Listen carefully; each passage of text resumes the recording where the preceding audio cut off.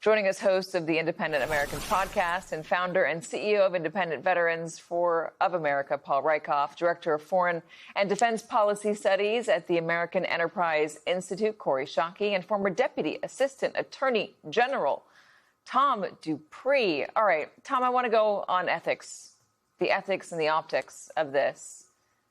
What is the president's son doing with him on a trip to China? Well, as we heard, the stated purpose is he's just accompanying him in his capacity as the president's son. He's not there to conduct business. He's not there to participate in meetings and that sort of thing. And look, I agree. When you take the juxtaposition of the president criticizing Hunter Biden for accompanying his father on a trip to China, and then Eric Trump accompanies his father on the trip to China, I get the point. At the same time, look, this doesn't appear to be a Hunter Biden situation. As the reporting shows, Eric Trump is not joining the board of private equity firms in China. He is not, unlike Hunter Biden, apparently, trying to capitalize on his father's name to develop business interests while abroad. The reporting about the Trump family owning copyrights or trademarks on properties that were never built, business plans that never materialized. Again, I get why people are putting up the split screen of Trump criticizing Hunter Biden and then this trip. But at the same time, the evidence that we've seen seems to fall a little bit short of the crime of the century here. The Trump Organization, though, wants business deals overseas, and the Trump Organization has been making business deals overseas as the president has been in power, and the Trump Organization is run by Eric Trump.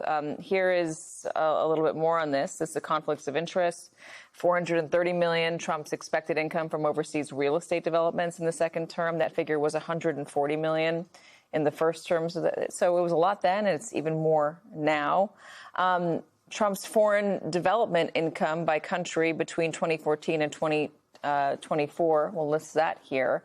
It is a lot of money if you are able to add that up quickly in your head. I understand if you cannot.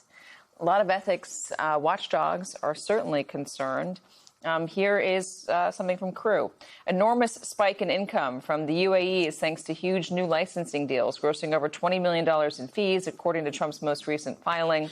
Both deals are with Dart Global, the international arm of a Saudi Arabian real estate company with which the Trump Organization has a long history. So not China specifically here, but when you take the totality of the president's organization, his sons, and what we're seeing overseas, and you put that next to Eric Trump showing up in China, again, optics. It's gross. It's outrageous.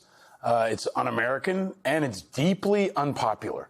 I mean, him bringing, billionaires and CEOs along in addition to his son and really focusing on business deals and ignoring Taiwan, ignoring potentially China's support for Iran, I think underscores how wrong this is and how bad it is for America. And I think it's really stacking up because there's an overflow in this country of people who want to eat the rich. They want payback. They feel like they're getting screwed. And this just emphasizes the optics of that, but the reality of it. I mean, we're trying to figure out how to pay for gas prices, and they're doing big deals with the Chinese.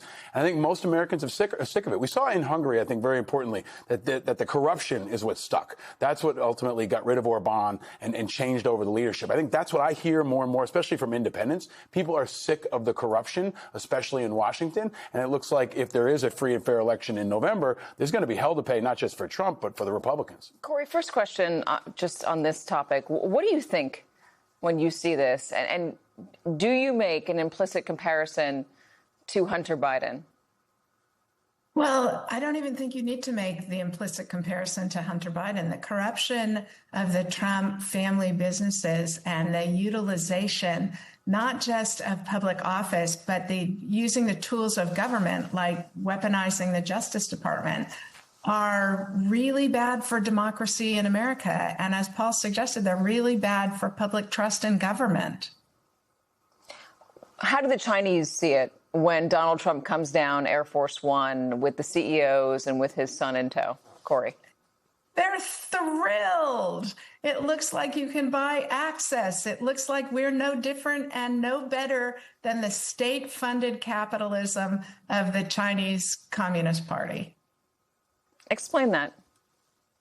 Well, I mean, in China, the state controls access to markets, the state controls access to finance, and political connections and political trustworthiness are major factors in having access to capital, in having government protection of your business, having market access or market protection. And they think they see similar reflexes in President Trump and his administration. Tom, do you see ethical concerns there, maybe about the state getting a little too involved in private business, if you're just going to put Eric Trump aside for a moment? Well, look, in my view, the administration has been acting with a bit too heavy a hand in terms of interfering with the free market and controlling private business in a way that government historically has not. At the same time, when we look at the people who are on this delegation or this meeting with China, look, the president's purpose, at least in part, is to try to expand markets for United States exports and develop business. And to that end, it's not surprising that he would bring people from the United States who run big businesses and in all likelihood are looking for expanded markets for their products. So from that perspective, it doesn't concern me too much. The fact that he has his son along, again, that would give me pause if it turned out that son was, in private meetings discussing things where he really had no official role. But that does not appear to be what's happening, at least based on the reporting we've seen so far. But Corey, does he need to be in private meetings for these sort of conversations to be happening? Is his mere presence a signal or an opening for a future negotiation, maybe not in person in China, between the Trump Organization, Eric Trump? Yeah, explain that. Absolutely. Also, there is reporting now that he has been present at the table. And so the suggestion that the president can take members of his family who have active business interests, I take the point that expanding American business markets abroad is a good thing for the president to do. And so bringing business people is appropriate. But the very business people he's bringing and the businesses they are involved in are also related to national security. They're also related to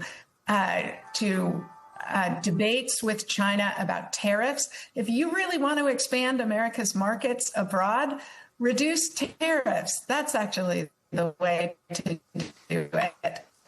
To negotiate trade agreements that expand market access.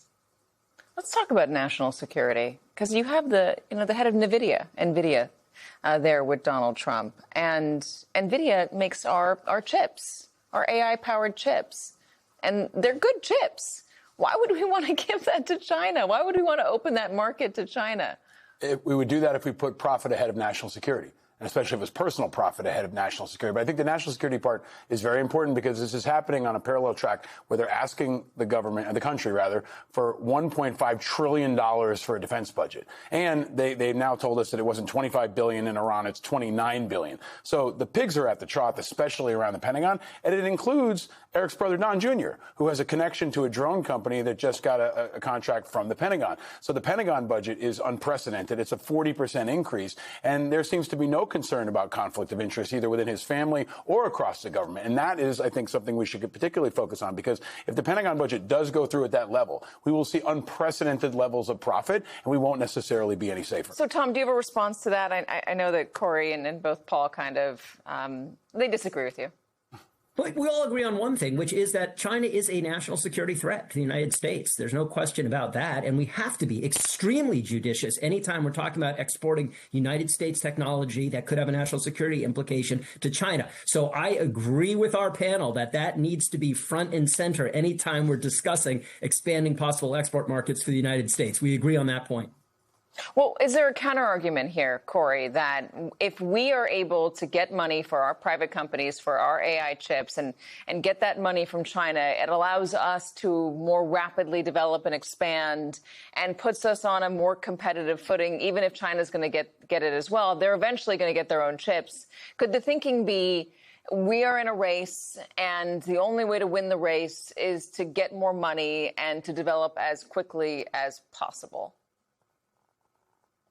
There is no shortage of capital available for American high-tech businesses. So I don't think that the argument that we somehow need to sell to China our highest grade chips to enable them to reverse engineer them and create their own alternatives. I just don't see that as a reasonable argument. I was also reacting to Paul's point about the defense budget, because I think President Trump went to China in a very weak position because of the failure of the war in Iran, because of the reductions in projections of U.S. GDP growth, because of his tariff policies and other economic choices, and because he's picking pointless fights with American allies. And so one of the things that can strengthen the president's hand is the ability to spend on defense in order to build up our capacity to deal with the threats China is posing to Taiwan, to the Philippines, to other American allies in Asia. Got a response? We have a great example, and it's TikTok. Right? How do you feel about the Chinese having access to everybody's data and information who has downloaded TikTok? I mean, this is actually a national security and policy example that we have in recent history that we should look to. I mean, we have to always be guarding against our adversaries and any potential adversaries. And I think, again, I will underscore, they're not talking about Taiwan enough. They're not talking about whether Iran is helping the Russians kill Ukrainians and support Iranians in killing Americans. And though that's very conveniently left out of a lot of Trump's priorities, and the Chinese are celebrating that. They're happy to have that, and I think in the end, it's a good week for China. All right. Tom, really good to have you. Corey, always really good to have you as well. I like mixing it up. Appreciate your time.